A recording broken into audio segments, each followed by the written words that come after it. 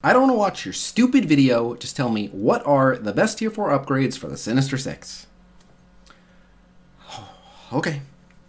Number 1, Shocker Special. Number 2, Vulture Special. Number 3, Vulture Passive. Number 4, Shocker Ultimate. Number 5, Rhino Ultimate. Number 6, Green Goblin Ultimate. Number 7, Vulture Ultimate. Number 8, Mystero Special. Number 9, Mystero Basic. Number 10, Mystero Ultimate. And number 11, Rhino Passive. Wait, all of them? I know. What's up, guys? So this video is sponsored by ClanHQ, which is a fully featured messaging app that specializes in building integrations for your favorite games. They've already got all the features you know and love, including stickers, GIFs, photos, albums, notes, reactions, extensive notification and badging settings, full admin controls, the ability to set up an alliance, assign leaders and officers, etc. But here's where it gets awesome. Because this app is designed to integrate with Marvel Strike Force, it will do a lot for you automatically, like create general leadership and announcement chats when you make an alliance, including chats for each strike team. You'll always be able to view someone's in-game name. You can flag yourself as looking for an alliance, or auto-post to recruiting chats if you're looking for members. You'll even be able to look at someone's profile and see things like their total collection power and strongest team power. I put a link to ClanHQ in the video description below, so you can be one of the first to check them out.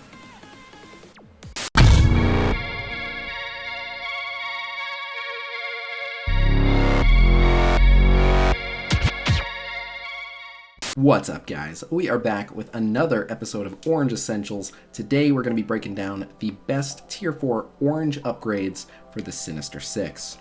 Now, you may have noticed from the pre-intro, they need a lot of tier 4 ability mats to be good. Now I will say, to this team's credit, if you properly invest a lot of tier 4 mats into this team, they are very effective. They basically function like Brotherhood Light. They have a really killer wombo combo, and they will just blow stuff up. They can even beat Ultron teams if you really, really power them up. But it takes a lot of tier 4 ability mats, and personally, I don't think it's worth the investment. I mainly use them as just a blitz and war team, but it's up to you to decide. Maybe you love these characters, or maybe they'll have another purpose besides just being used for legendary unlocks in the future, so either way, let's get into it. Alright, so first we're going to be taking a look at Green Goblin, the original member of the Sinister 6 that we had in the game.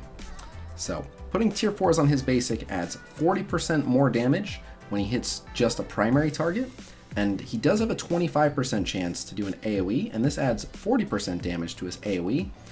So, given that, his damage certainly isn't bad. So 40%, that's a very standard basic upgrade. It's not going to make a huge difference.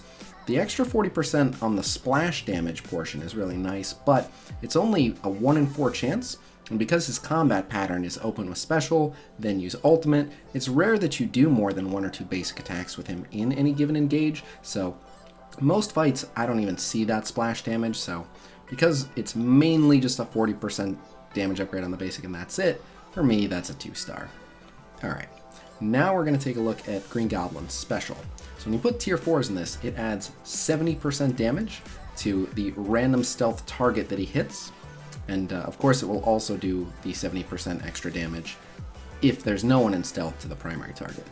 So it's not bad. 70% is a decent chunk of damage. However, it's just a single target nuke, and more importantly, because it's hitting a random stealth target, sometimes it won't even hit who you want it to. There are times when I opt not to use this ability because I'd rather get a basic in on a target I'm trying to kill than have Goblin go off and attack someone else. In addition, it's random, so if there's not just a single target stealth, you don't even know who it's going to hit, and it's just single target, so it's definitely a good chunk of damage, but because of the inconsistent nature of the ability, for me this is just a 3-star. Alright, so now we're looking at the Green Goblin Ultimate. This upgrade is pretty awesome. It adds an extra 50% damage to the attack on the primary target, and an extra 50% damage to the 3 or 4 follow-up attacks. So sometimes this upgrade isn't as good because he can hit all different targets. He can literally hit 5 different targets, so an extra 50% damage to each of them isn't that good. But because he's kind of slow, and this is towards the end of turn 2 when he uses this ability, a lot of times you've whittled it down to just a handful of characters, and especially if you make the decision to hold this ability until there's only 1 or 2 enemies, this can amount to anywhere between an extra 200 and 250% damage, and when you just split that between 1 or 2 people, it's a massive damage increase. It's a really, really good ability. It hits really hard, and I love Goblin's ultimate, so for me, this is a 4-star. Alright, and finally, we are looking at Green Goblin's passive. So Green Goblin's passive adds 10% max health when you add more tier 4s. So, don't get me wrong, this is good. The main thing is, Green Goblin is already fairly tanky. He's definitely one of the more tanky characters, both on the Sinister 6 and on the original Spider-Verse. So, an extra 10% max health is good, and it is playing up his strengths, but generally speaking, when my Sinister 6 lose, when my Spider-Verse lose, it's very, very rarely because my Goblin wasn't tanky enough. So, for that reason, although it's a nice upgrade, I just gotta give this a 3-star. Alright, now we're taking a look at Shocker. So if you look at the Shocker basic, it adds 60% damage to his basic. That is a well above average damage increase.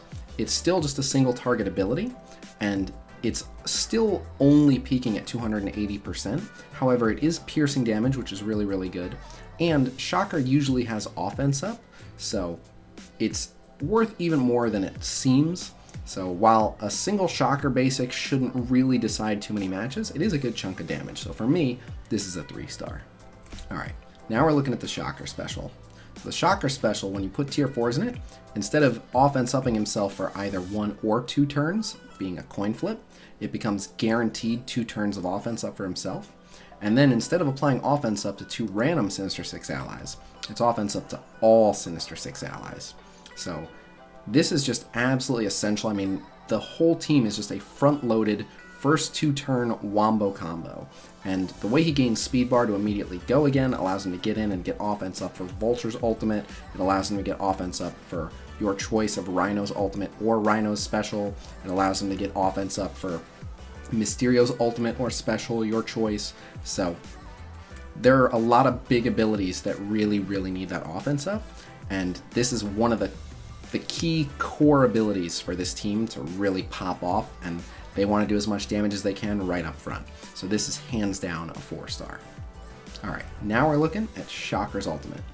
So normally this attack hits 3 people for 120% piercing, and then it picks a new target and does another 120% piercing.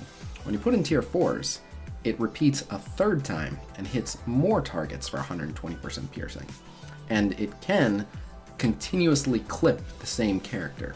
So an extra 120% piercing would be really, really good even on a single target ability. But because this is going to hit 3 people and it's piercing and he's going to have offense up, this amounts to a ton of added damage. And because, as I've stressed, this team is all about doing as much damage as they can in their opening couple of turns, this is an absolutely massive part of it. Hands down, this should be one of your first upgrades. This is definitely a 4-star. Alright, now we're looking at Shocker's passive. So, putting tier 4s on Shocker's passive does a couple things. It gives him 5% more armor, which isn't a big deal because he's not exactly tanky. However, it also gives him 10% more damage.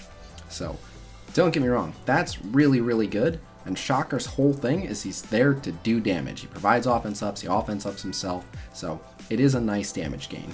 However, I would say that if you have the other tier 4 upgrades recommended in this video, you don't need Shocker to have that extra damage to clinch some of those kills. So while this is very, very strong and it's definitely worth upgrading at some point, I wouldn't call it absolutely essential. So for me, this is a 3-star. Alright, now we're going to look at Rhino. So Rhino's basic, when you add tier 4s, it adds 50% damage to his basic. So that is a well above average basic attack upgrade, and Rhino has surprisingly good damage.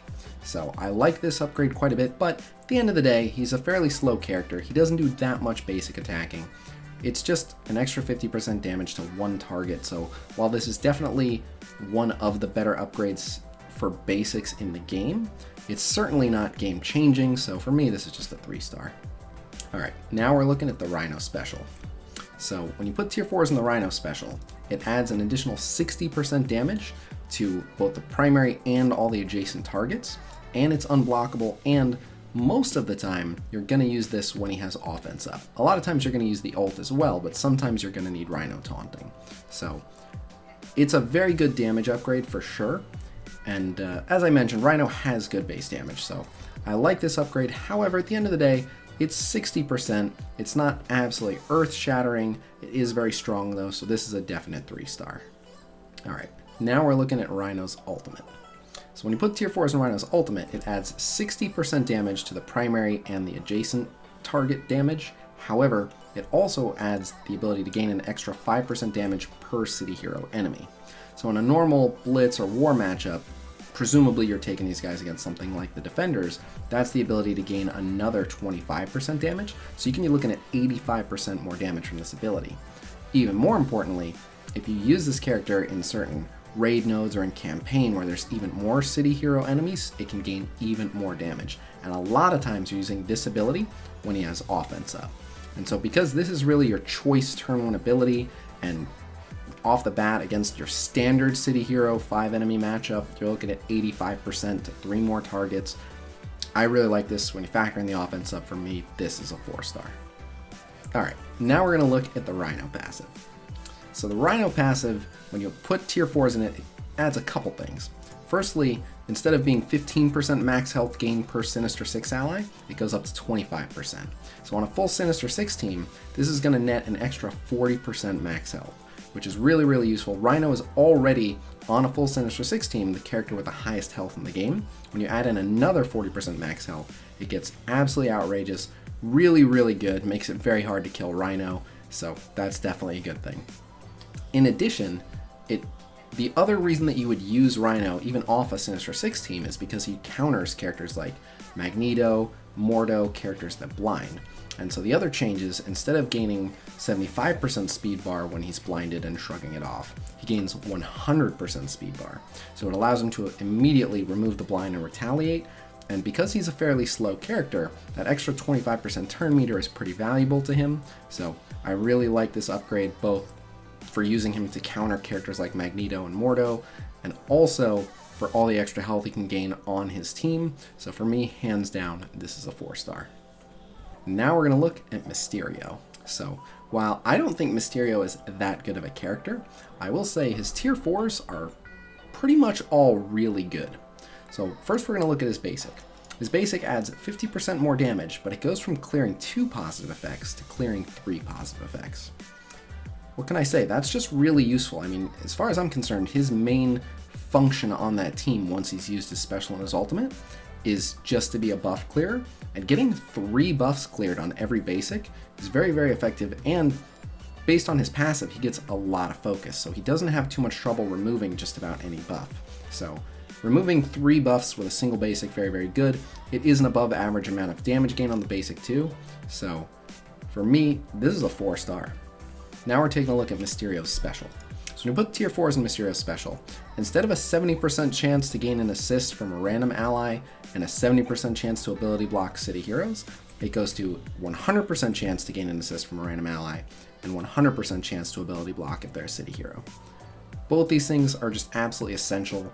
That second assist you absolutely need. It's a lot of good damage that you want to pull in, and depending on who you call for the assist, it can apply an effect. So just as a random example, if you call Shield Medic, you're going to get the offense down from that assist. So very useful.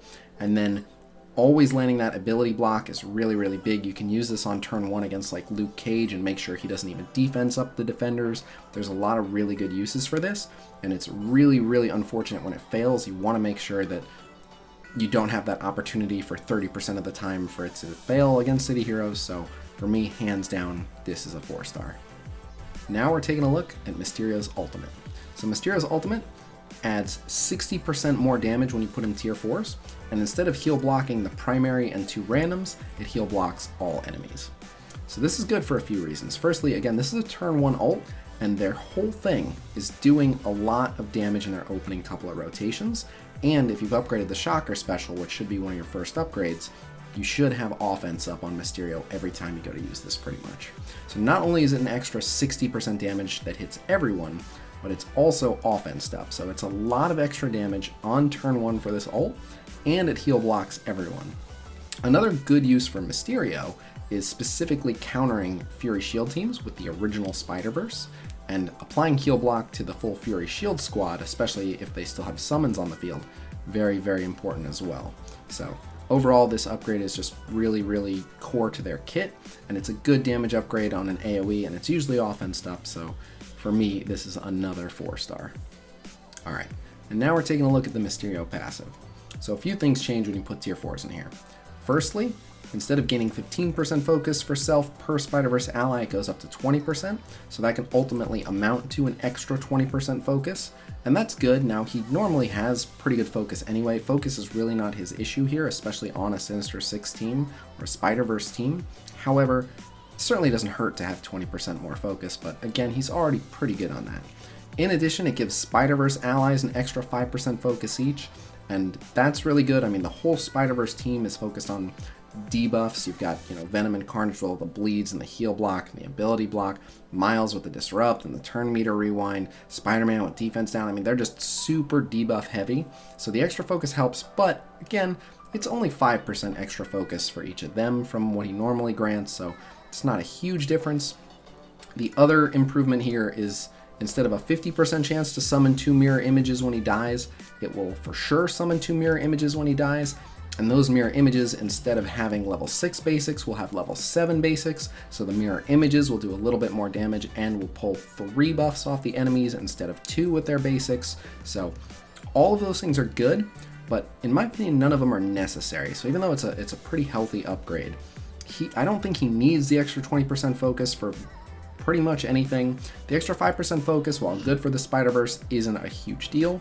And then it doesn't matter too much what his mirror images do, because if the mirror images are on the field, he's already dead. So I hope you've already got the situation figured out. You don't want to be relying on the Mystero summons to bail you out of a situation. So it's strong, but I don't think it's essential. So for me, this is a 3-star. Alright, now we're going to take a look at Vulture. Starting with Vulture's basic, if you put tier 4s in Vulture's basic, it adds 40% more damage and then an extra 10% additional damage per negative effect. Now, used with the right Spider-Verse or Sinister 6 team, there can be a lot of debuffs. So while the base improvement is only 40%, because it has the potential to grow so much, I don't think this is essential. Generally, you're not going to use Vulture's basic too much, and his basics just don't hit that hard anyway, but because it has the potential to be really, really good, I'll give it a 3-star. Alright, now we're going to look at Vulture's special. So when you put tier 4s in the Vulture special, it adds 60% more damage to the primary and adjacent targets. It goes from 70% chance to slow to guaranteed slow, and it goes from 1 to 2 turns of offense down on a city hero to, for sure, 2 turns of offense down on a city hero. All these things are absolutely core to their kit. I mean, at the end of the day, the point of the Sinister 6 is they want to open up and do a really strong wombo. So adding an extra 60% damage is nice, especially if he happens to get this ability back around and he has offense up. If not, doesn't matter. Getting those slows is huge because he is normally, because he's so fast, if he's able to slow his opponents, he's able to get his ultimate a lot of times before they take their first turn, and then he can further rewind their turn meter. So landing that slow is a big part of preventing characters from taking their first turn. And so for a character like Luke Cage, where you can delay, defense ups going up, very, very critical. And of course the offense downs too, instead of it maybe offense downing for 2 turns, otherwise 1 on city heroes, you're for sure going to get 2 turns of offense down. That's really good for crippling characters like Punisher and Daredevil. So this is just everything they need all rolled into one. This is a definite 4-star. Alright, now we're going to look at Vulture's ultimate. So Vulture's ultimate adds 60% damage, and it changes speed bar instead of -20, -25%. So this is really good for a few reasons. I mean, firstly, this is an AoE, so adding 60% damage to an AoE is a well above average AoE upgrade, and this is almost always going to be offense up because of that Shocker special. So again, you want to make this front-loaded wombo combo that they do as strong as possible. This is a really, really good damage increase, and rewinding speed bar that extra 5%, although there aren't too many instances where that makes a big deal. You don't need me to tell you if that extra 5% speed bar makes the difference between being able to hit and kill someone before they take a turn as opposed to after. It can absolutely be game changing. So in addition to such a healthy burst of damage, which is exactly what this team wants, it's got that little bit of utility too. For me, this is a 4-star. Alright, now we're looking at the Vulture passive. So the Vulture passive changes a few things. Firstly, on ally death, instead of 70% chance to gain deflect, it goes to for sure gain deflect, and Vulture is very squishy. So it's definitely good that he's always going to be gaining those deflects, but that only triggers when an ally dies, and you don't really want allies to die. I mean, if you're running him with a summoner and one of the summons dies, then it's definitely nice, but generally speaking, this is not why this is a really good upgrade. However, this next line is why this is a really good upgrade. On enemy death, change speed bar instead of 10%, 25%. That's really, really good, especially if you're going into summoners or if it's a raid node and there's a lot of enemies. An extra 15% turn meter on every enemy death is really, really good, and Vulture's a very fast character, so this can amount to extra turns, and because of the way Vulture's kit works, his extra turns can amount to more slows, more turn meter rewinds, and he does a lot of AoE and splash damage, so very, very worth. Definitely you want to get him as many turns as you can, especially because he's squishy, so I really, just off that, love this ability upgrade. And then finally, it also adds, instead of 5% block chance per city hero enemy, 10% block chance for each city hero enemy. So instead of 25% block chance against defenders, now he's got 50% block chance against defenders, and that is so much better because, as I've already said a couple times, Vulture is very, very squishy. So having Vulture gain deflect and have 50% block chance against defenders really helps him to survive, and you want him to survive because every time he takes a turn, he can do things like offense down multiple targets, slow multiple targets, rewind everyone's turn meter, which is really useful stuff. So he gains a ton of survivability and a ton of speed just off of that one upgrade, so this is a clear 4-star. Alright, and finally, we're going to take a look at KINGPIN. I realize KINGPIN is not a member of the Sinister 6, but a lot of people have been asking who can I use in Sinister 6, and there are a bunch of different characters you can sub in. The main character that people are looking to replace on Sinister 6 is Green Goblin, because they already have him used on a Spider-Verse team, and KINGPIN is just a really solid choice kind of for any team. Like, his ult just holds up well, but especially on the Sinister 6, they're all villains, so he calls them all for assists, which is very useful. If he calls Mystero for an assist, that's a dispel, good stuff like that. So I put KINGPIN on here. I will just throw out a couple other options though. You can use Doctor Strange to apply a bunch of debuffs and get some dispel. You can use Scarlet Witch to extend and health rebalance. You can obviously use anyone that applies defense up, like Captain America or Shuri, Merc Riot Guard, you name it, to kind of protect the team. But KINGPIN really fits with their theme. He gives them 2 turns of defense up each, so he adds a ton of survivability to the team, and he makes Rhino just an absolute brick. And then he gives another round of offense ups, and he tends to be slow enough that every other character has already used the offense ups that they got from Shocker, and then right after all their offense ups have dropped off, KINGPIN reapplies them. And it really helps their wombo combo, especially because you removed Goblin, who's one of the damage dealers.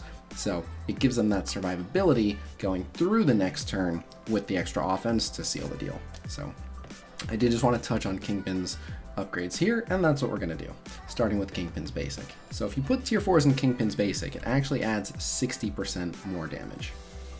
However, it's still a very low damage basic, and KINGPIN, you're going to open up with the ult pretty much always, and then a lot of times you're going to go with the special on turn 2, and KINGPIN is unbelievably slow. Especially with the Sinister 6, you're usually not going to see his turn 3, and if you do, an extra 60% damage from a KINGPIN basic is very rarely going to be the difference between a win or a loss. So for me, just based on what his damage stat is, which is unimpressive, and how slow he is, and so how infrequently you're going to use this basic, I'm going to give it a 2-star. Alright, now we're going to take a look at KINGPIN's special. So when you put tier 4s, it gives you a 50% chance to summon a 3rd bodyguard, and it upgrades their abilities, which is just a basic and a taunt, from level 6 to level 7. So upgrading the damage that those minions do is nice, but really it's just about the fact that some of the time you're going to get that 3rd summon. So these guys spawn with taunt, which means the enemy has to waste attacks on them, and so getting that 3rd bodyguard can be absolutely huge. For example, if you're fighting a team like the Defenders, which is a common matchup for Sinister 6, if you can get Iron Fist to waste his ultimate, or JJ to waste her ultimate, on an extra summon bodyguard, just because you had one more on the field that was taunting. That is a huge score for your team. You avoid a ton of damage, so for that reason alone, it's pretty strong, and I'll give it 3-star. Alright, now we're going to take a look at Kingpin's ultimate. So this one makes me sad because I really like Kingpin's ultimate. It's one of my favorite abilities in the game because for a single ability it's so strong, but the upgrade is so terrible. The only thing that changes if you put tier 4s in this ability is it adds a 10% chance to assist from allies, and it's only 20% to begin with, so it becomes a 30% chance for an assist, which means most of the time there's still not going to be any assist. Like, most of the time there's going to be no change, and because of how slow Kingpin is and the fact this is a 5 energy cost, in most instances you're just using this ability once per fight, so in most fights it's going to make no difference whatsoever. And in the fights where it does make a difference, you're going to get 1 assist, which you might have gotten anyway, and don't get me wrong, an assist can be good, but not everyone on the Sinister 6 has a revolutionary assist that applies some kind of effect. So because the likelihood that this will have no impact on most fights, I gotta give this a 1-star. And now we're looking at Kingpin's passive. Kingpin's passive, at the start of each villain ally's turn, instead of 20% chance for someone to gain team attack, it's 25% chance. So that is okay. Right, he calls a lot of villain assists, and that's good. It especially works with the Sinister 6, but it's only another 5% chance. So it goes from a 1 in 5 chance to a 1 in 4 chance. So typically speaking, in your average full 5-character rotation, you're probably going to get 1 more assist out of this if you're lucky. And so sometimes that 1 more assist can be really good. Sometimes that 1 more assist is going to go to waste because you're already killing someone. So I mean, it's just a 5% assist chance, and across a lot of the older character kits you see this, it's very standard, so I'm just going to give this a 2-star. But alright, so that wraps up the breakdown on the essential tier 4s for the Sinister 6.